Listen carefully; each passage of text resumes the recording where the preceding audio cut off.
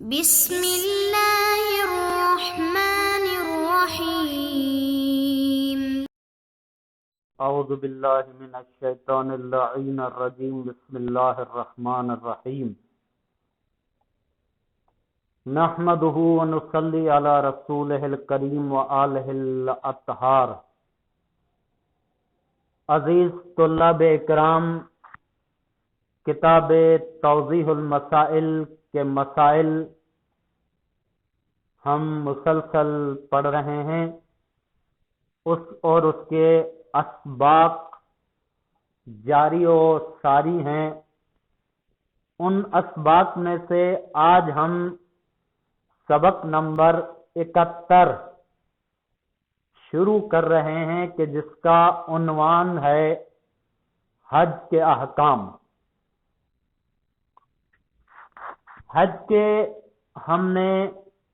کچھ اسباق حج کے عنوان کے ساتھ پڑھے، اور یہ آج کا سبق حج کے مسائل کا آخری سبق ہے۔ اور یہاں تک ہم نے جتنے بھی حج کے احکام پڑھے وہ یعنی کہ استطاعت اور شرائط اور اس کے علاوہ متفرق مسائل مکمل کر لیے۔ باقی چند کوئی 2-3 مسائل بچتے ہیں حج کے، جس کو آج ہم پڑھیں گے۔ تو شروع کرتے ہیں۔ مسئلہ نمبر 2005۔ اگر کوئی صاحب استطاعت ہوتے ہوئے حج نہ کرے اور بعد میں بڑھاپے،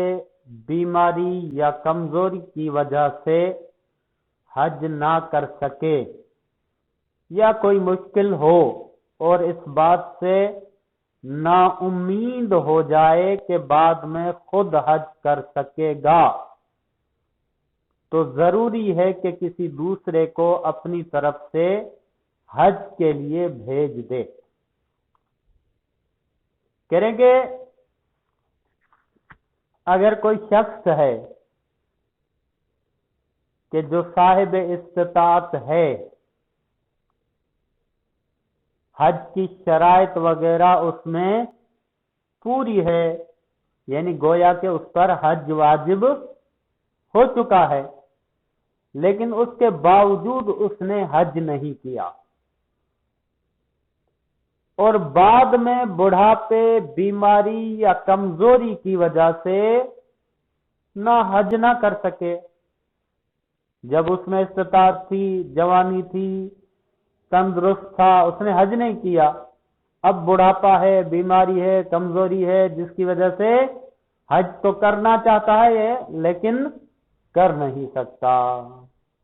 یا کوئی اور مشکل ہو کہ جس کی وجہ سے وہ حج نہ کر پائے، اور اس کے ساتھ ساتھ اس بات سے نا امید ہو جائے کہ بعد میں خود حج کر سکے گا، تو ضروری ہے کہ کسی دوسرے کو اپنی طرف سے حج کے لیے بھیج دے۔ اور کہیں گے اب اسے کوئی امید بھی نہیں ہے کہ پھر دوبارہ اس میں اتنی صحت آئے گی یا اتنی تندرستی آئے گی کہ خود جا کر حج کر پائے گا۔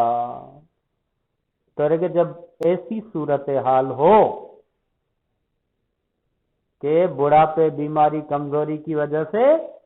وہ حج نہیں کر پا رہا اور امید بھی نہیں ہے کہ اب خود حج کر پائے گا، تو کہہ رہے ہیں کہ ضروری ہے کہ کسی دوسرے کو حج کے لیے بھیج دے، اور اگر بعد میں اس قابل ہو جائے تو خود بھی حج کرے۔ مثلا کسی کو اس نے اجیر بنا کر اپنی طرف سے حج کرنے کے لیے بھیج دیا، اسے امید نہیں تھی کہ میں دوبارہ حج کرنے کے قابل رہوں گا، اس وجہ سے بھیج دیا۔ اب دوسرا شخص جو ہے وہ حج کر کے آ گیا، اب پھر اس میں اتنی قوت آ گئی کہ وہ اس قابل ہو گیا کہ اب وہ خود بھی حج کر سکتا ہے، تو کہہ رہے ہیں کہ پھر دوبارہ خود بھی حج کرے۔ یعنی پہلے کسی اور کو بھیجا، اب اس کے اندر طاقت آ گئی ہے، تو پھر اسے خود بھی حج کرنا چاہیے۔ اور اسی طرح اگر پہلے سال میں حج کے جانے میں مال کی مقدار پر قدرت رہی ہو،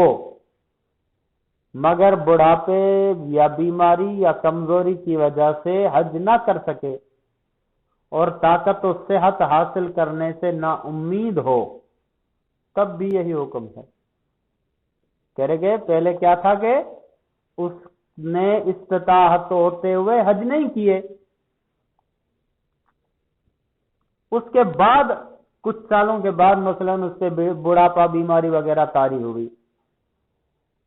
لیکن اس صورت میں کہتے ہیں کہ نہیں، بلکہ پہلے سال ہی جس سال میں اس کے اوپر حج واجب ہوا ہے، اس کے پاس اتنی مقدار مال ہے کہ وہ حج کر سکتا ہے، حج اس کے اوپر واجب ہے، مگر اسی سال بڑھاپے بیماری یا کمزوری کی وجہ سے وہ حج نہ کر سکے۔ یعنی اس کے پاس مالی استطاعت تو ہے، لیکن اسے صحت اجازت نہیں دیتی کہ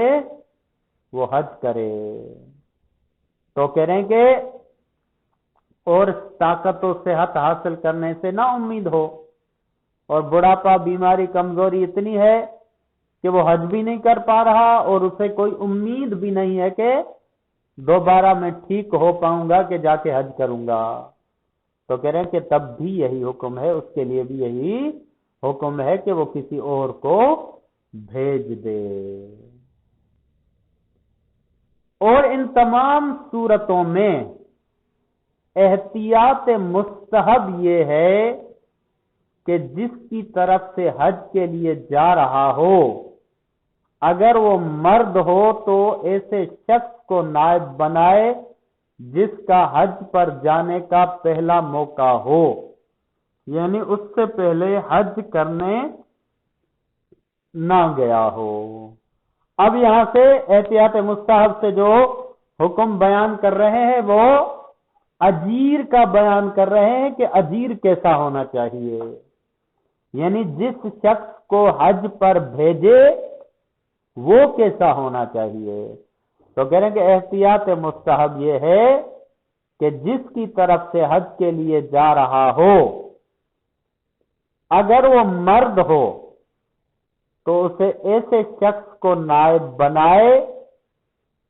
جس کا حج پر جانے کا پہلا موقع ہو۔ بظاہر یہاں پہ مرد کی قید سے یہ سمجھ میں آ رہا ہے کہ عورت اگر ہو تو اس کے لیے یہ حکم نہیں ہے، یعنی اگر اس نے اجیر جس کو بنایا ہے وہ مرد ہے تو ایسا مرد ہو کہ جس نے پہلے کبھی حج نہ کیا ہو، حج پر جانا اس کا پہلا موقع ہو، اس سے پہلے اس نے کبھی حج انجام نہ دیا ہو۔ بظاہر اس سے یہ لگتا ہے کہ یہ حکم عورت کے لیے نہیں ہے، یعنی کہ اگر عورت کو اجیر بنا رہا ہے تو پھر چاہے اس کا پہلا ہو یا دوسرا ہو کوئی فرق نہیں پڑتا۔ یہ تھا اجیر کے لیے حکم کہ اجیر کیسا ہونا چاہیے۔ اب حوالہ نمبر 2006، جو شخص حج کرنے کے لیے کسی دوسرے کی طرف سے اجیر ہو، ضروری ہے کہ اس کی طرف سے طواف النساء بھی کرے۔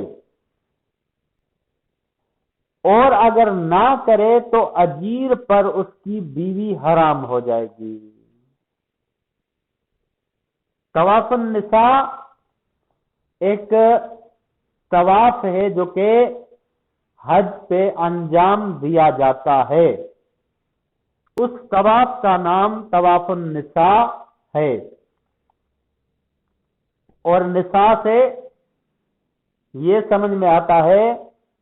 کہ یعنی عورتوں والا طواف، عورت والا طواف۔ تو اس کے حکم سے بھی یہی سمجھ میں آ رہا ہے کہ طواف النساء وہ ہے کہ جس کو انجام نہ دینے سے جس نے اس کو ترک کیا ہے اس کی بیوی اس کے اوپر حرام ہو جائے گی۔ اب تو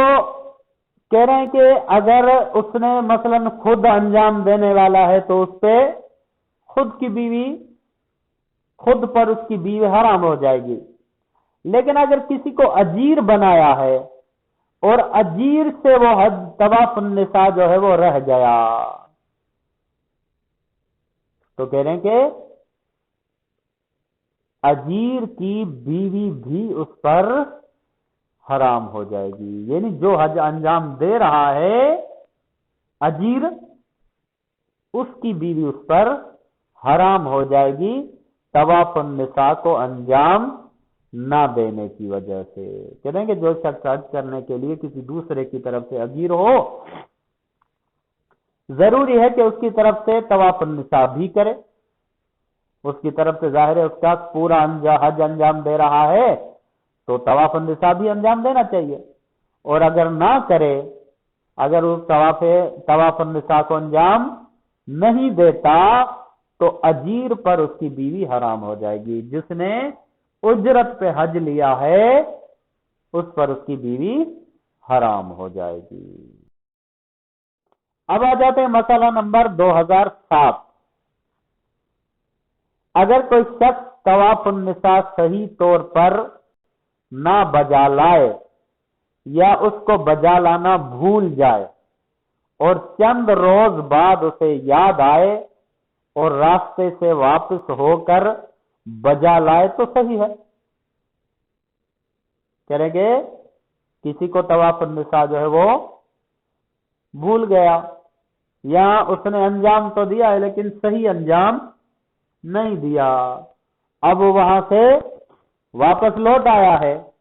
چند روز کے بعد اسے یاد آیا کہ میں نے طواف النساء تو انجام نہیں دیا تھا، یا اگر انجام دیا تھا تو وہ تو صحیح طرح سے انجام نہیں دیا تھا، تو کہہ رہے ہیں کہ واپس ہو کر بجا لائے تو صحیح ہے۔ اگر وہ راستے سے واپس ہو جائے اور دوبارہ جا کر حج پہ کعبۃ اللہ پہ طواف النساء کو دوبارہ انجام دے تو کہہ رہے کہ اس کا طواف النساء صحیح ہے، لیکن اگر واپس ہونا اس کے لیے باعث مشقت ہو تو طواف النساء کی بجا آوری کے لیے کسی کو نائب بنا سکتا ہے۔ مثلا وہ نکل آیا واپس آنے کے بعد راستے میں اسے یاد آیا کہ میں نے طواف النساء تو انجام دیا نہیں تھا، اگر واپس جا کے انجام دیتا ہے تو ٹھیک ہے، لیکن اگر واپس جانا اس کے لیے کافی مشقت والی بات ہو تو کہہ رہے ہیں کہ اگر اپنی طرف سے کسی کو نائب مقرر کر دے، مثلا وہاں پہ ابھی تک کوئی لوگ جو ہے وہ کعبۃ اللہ پہ موجود ہے، اس کے دوسرے دوست احباب یا جاننے والے یا کوئی بھی، ان میں سے کسی کو پیغام بھیجے کہ میری طرف سے میری نیابت میں طواف النساء انجام دے دے، تو اگر کسی کو اس نے نائب بنوا کر طواف النساء انجام دے دیا ہے تو اس کا طواف النساء ہو گیا اور اسے دوبارہ واپس جانے کی ضرورت نہیں ہے۔ تو یہاں تک حج کے مسائل مکمل ہوئے. جو بھی مسائل تھے اس توضیح المسائل میں یہ مسائل بیان کیے گئے ہیں. البتہ حج کی بجا آوری کس طرح ہونی چاہیے وہ یہاں پر اس کے اعمال وغیرہ کو کس طرح سے انجام دینا چاہیے وہ تفصیل یہاں پر توضیح المسائل میں بیان نہیں ہے. وصلی اللہ علیہ وآلہ وسلم.